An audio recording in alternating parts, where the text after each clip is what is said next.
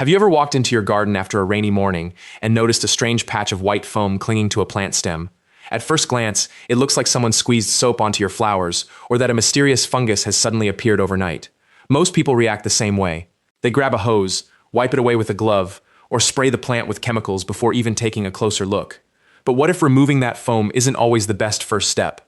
What if that strange little bubble of foam is hiding one of nature's most unusual survival stories? That foamy blob isn't soap, and in most cases it isn't mold either. It's actually created by a tiny insect known as a spittlebug nymph. Because of the frothy appearance, many gardeners call it cuckoo spit, even though it has absolutely nothing to do with birds. Hidden inside that foam is a young insect no bigger than a grain of rice, quietly feeding on plant sap while remaining almost completely invisible. The first time most people discover one, they're convinced it's some kind of plant disease. Others think snails have left behind slime, or that insects have laid eggs inside it. In reality, the foam is something much more fascinating. The young spittlebug produces the bubbles itself by mixing plant sap with a special fluid and trapping air inside the mixture. The result is a thick blanket of bubbles that works like a tiny protective house. That foamy shelter does several important jobs at once. It keeps the insect from drying out during hot weather, helps regulate temperature, and makes it much harder for predators to find it. Birds, spiders, ants, and other insects often search plants looking for an easy meal, but a blob of white foam doesn't usually look like food. To many predators, it's simply something to ignore. This clever disguise has helped spittlebugs survive for millions of years. Long before humans were planting gardens, these tiny insects were already using foam as a natural shield. It's one of the simplest, yet most effective defenses found in the insect world. Instead of fighting predators or running away, the insect simply hides in plain sight. If you've ever gently opened one of these foamy masses, you may have seen a tiny pale green or yellow insect tucked safely inside. It moves slowly and seems completely unbothered by the outside world. Once exposed, however, it becomes much more vulnerable. Without its protective foam, the nymph can dry out quickly under the sun and is much easier for predators to spot. That doesn't mean you should never remove the foam under any circumstances. In many gardens, a few patches of foam cause little to no lasting damage.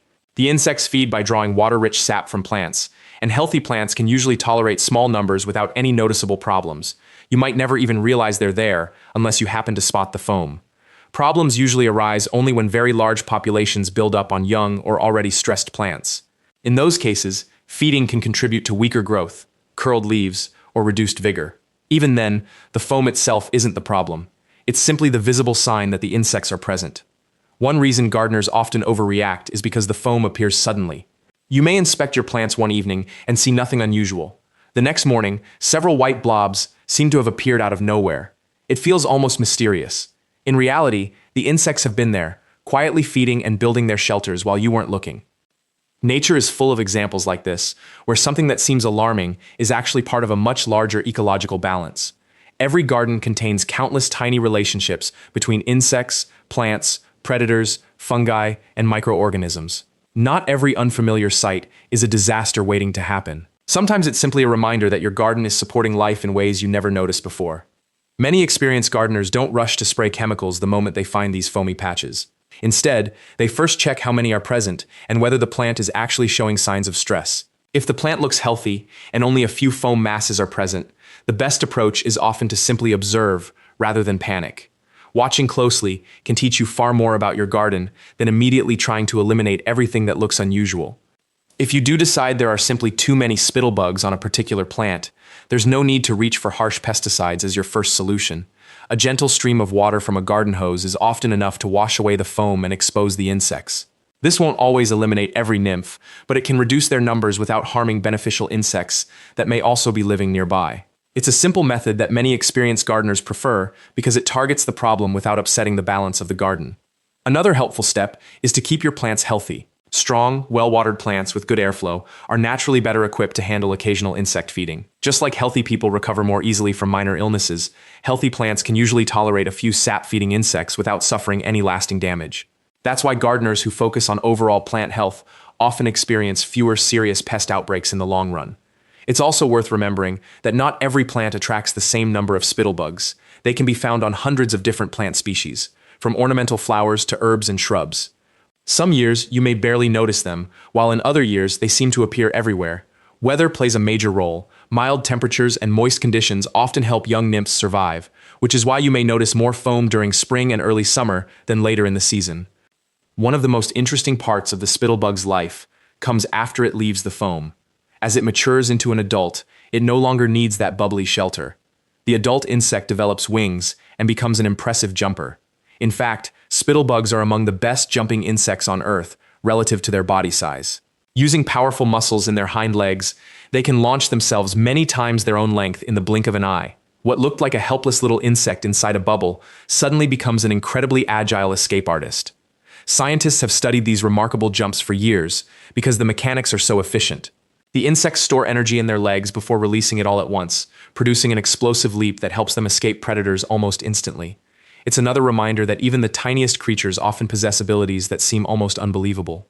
The foam itself is also more sophisticated than it appears. Besides hiding the insect, it creates a humid environment that prevents the nymph from losing moisture.